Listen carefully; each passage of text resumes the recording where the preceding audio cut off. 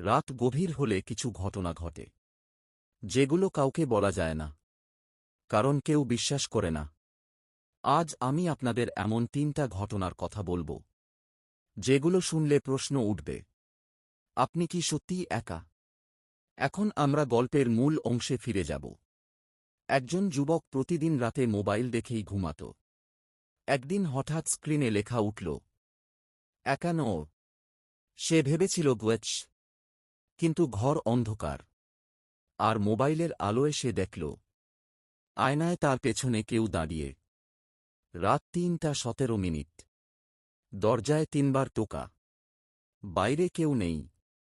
দরজার নিচ দিয়ে একটা কাগজ ঢুকল।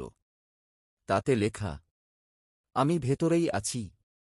সেই রাতের পর থেকে সেই ঘরটা আর কেউ ব্যবহার করে না।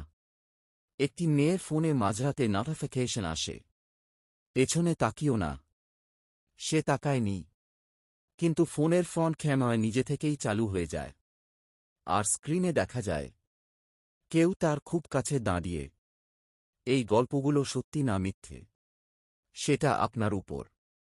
কিন্তু আজ রাতে ঘুমানোর আগে একবার ভাববেন, আপনি কি সত্যিই একা?